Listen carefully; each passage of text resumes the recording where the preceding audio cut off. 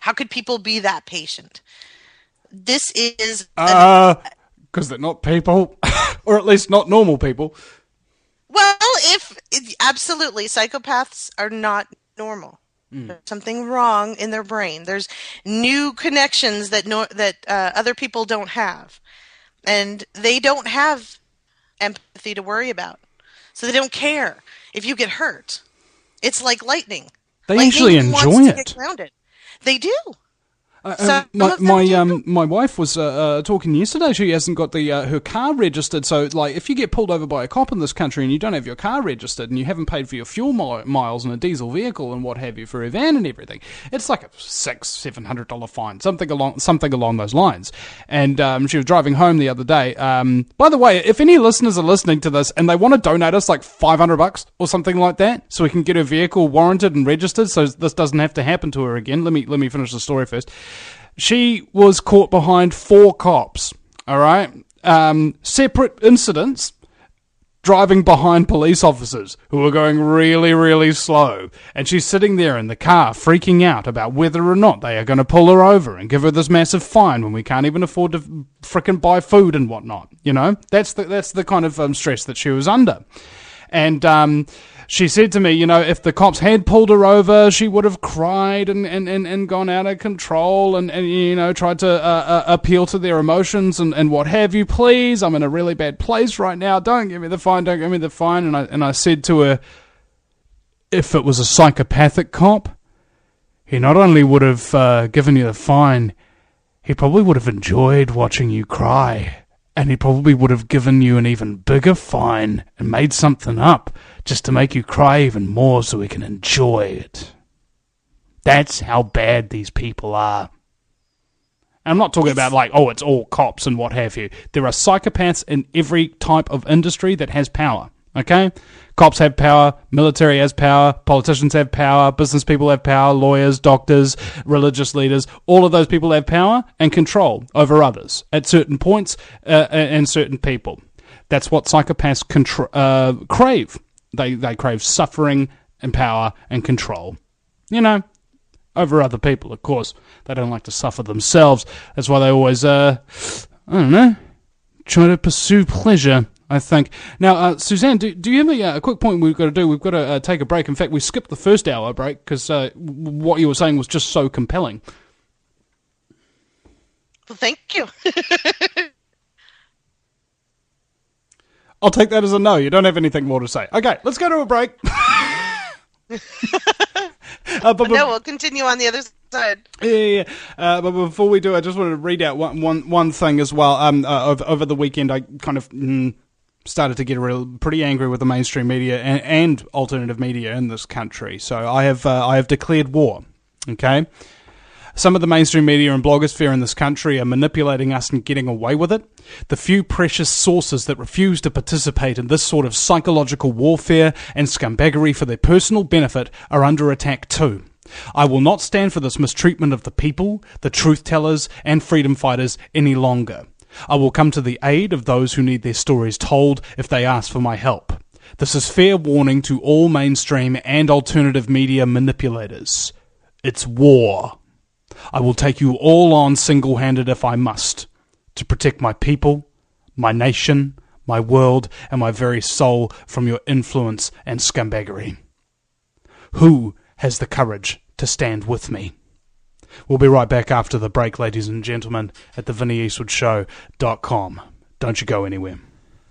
Welcome, ladies and gentlemen, to hour number 3 of the most thrilling 3 hours in talk radio. It's the Vinny Eastwood Show at the VinnyEastwoodShow.com. Vinny with a Y, because it's the most important question, and Eastwood as in go ahead, make my news. My very special guest is Susanne Posel, and also I wanted to reiterate and remind the listenership that this is a show funded by you, and if you want it to continue, then please go to thevinnieeastwoodshow.com and make a donation, either a once-off or start up an automatic payment of some kind. I've been doing this for quite a number of years. With your support, ladies and gentlemen, I'm afraid that more is needed. You will hear interviews on the show that you probably won't hear anywhere else, and it won't be done with the free thinking and free speaking, non-interrupted structure that you should have come to enjoy thus far. In this world, there will be marketers who want your money to enrich themselves. I want your money so that I can enrich your mind, and mine, and everybody else's, so that we can be protected by the psych warfare tools and scumbaggery of the New World Order for which we are all under the thumb currently. Please support me. I implore you. I'm doing a very, very important service for the people of this world, and if you support that, support me, and I will not let you down. Susanne, welcome back. Thank you.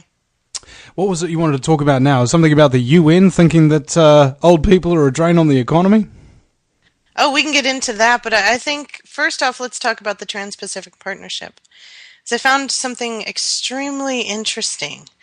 Now, okay, we all know that the bankers make money off of everything, okay, but here's how they do it. And that's what I'm interested in. That's what I was talking about before we went to the commercial break. This is how they do it. And it's important that we understand what might seem like minute details. Because if we know how they do it, then we can recognize it later on when it happens again, and we don't have to fall for it. Then we can make a conscious decision about whether or not we're going to participate in our own tyranny. So Goldman Sachs, Morgan Stanley, JP Morgan Chase, and a bunch of other groups, Fannie Mae, have gotten together and extended financial kickbacks for government service.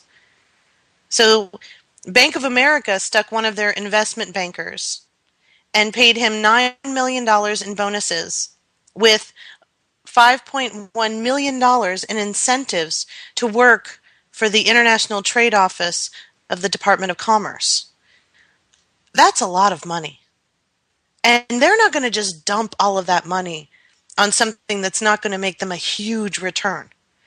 So this gentleman from Bank of America is strategically placed in the Department of Commerce so that he can affect his corporate sponsors' decisions regarding the Trans-Pacific Partnership and how it is implemented once it's agreed upon and signed.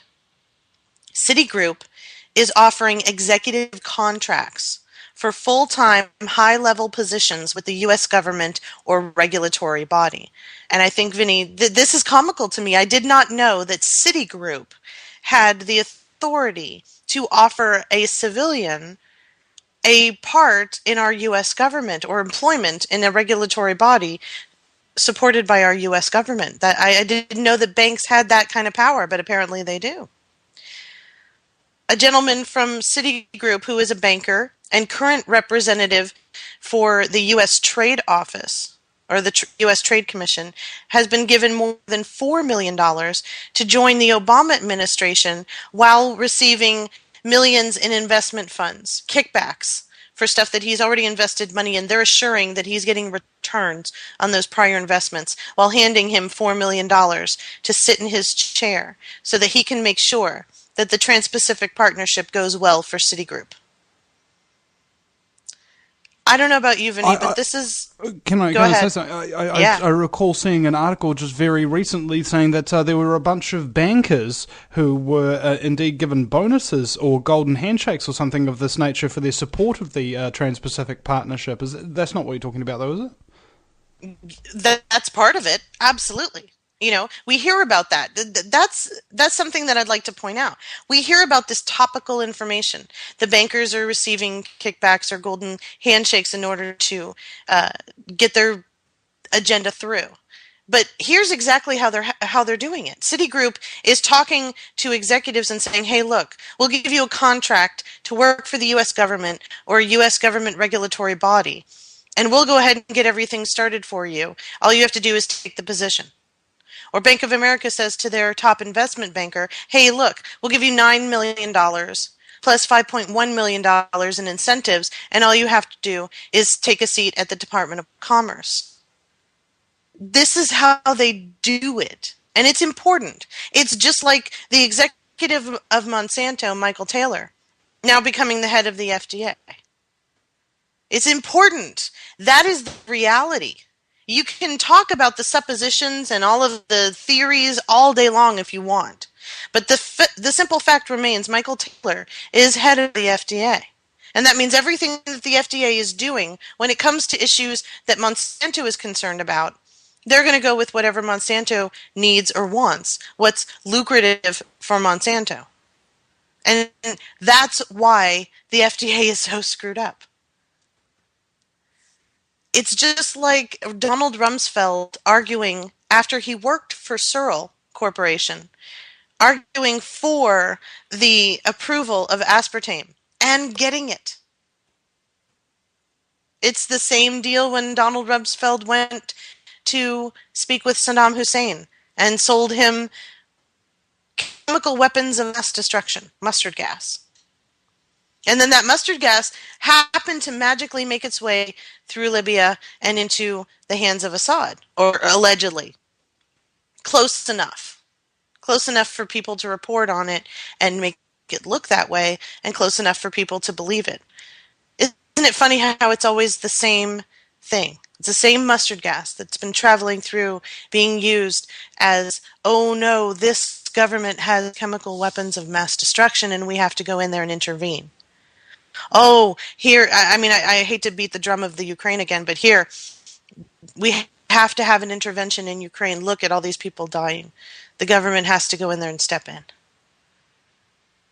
So how they're putting together this Trans-Pacific Partnership is extremely important. And I know that the information is limited and there's a lot of whirling dervish kind of garbage swirling around it, and that will keep you going for years and decades. And if you get on that train and you realize that you're on that train, you can always get off. You can always get off at the next stop and get back onto the train that is actually dealing in actual reality. It is amazing to me as an investigative journalist that the facts, just like in our opinionated pieces in the news, where we can't tell the difference between opinion and fact. No one cares about what actually happens. What actually happens is really kind of boring. It's like the World Economic Forum. What happens there is absolutely, absolutely important.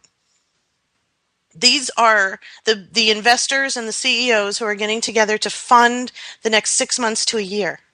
All the shenanigans that come along with it and all the agendas that go along with it. All the stuff you're going to be seeing popping up.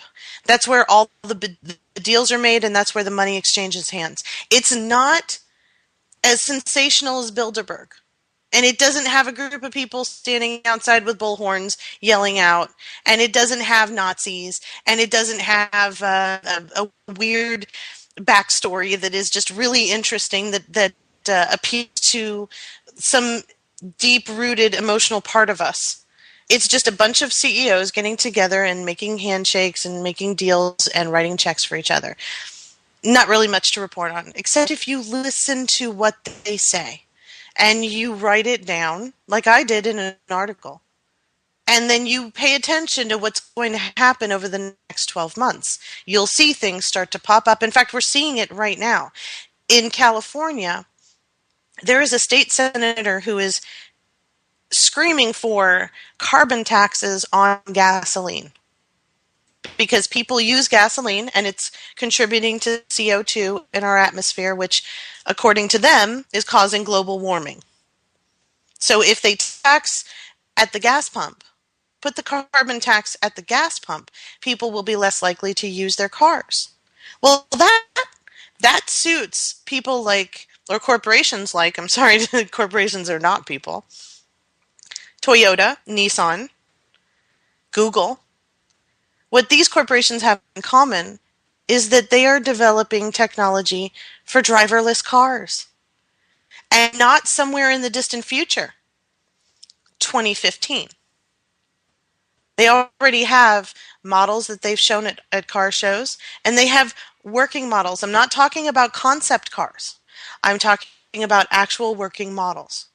And they are working on a fleet that will be available for purchase to the customer on the production line now. Purchase for the customer in 2015. What does that mean?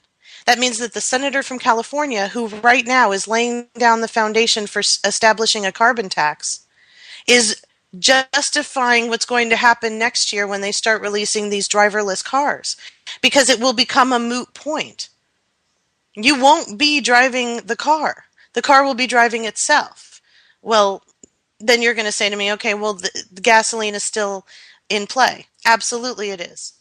We don't have cars that are completely gasoline free. Even the electric cars still use gasoline. But they are working on that. Right now, Audi has a driverless car that is completely electric. And they're rolling that out in 2015.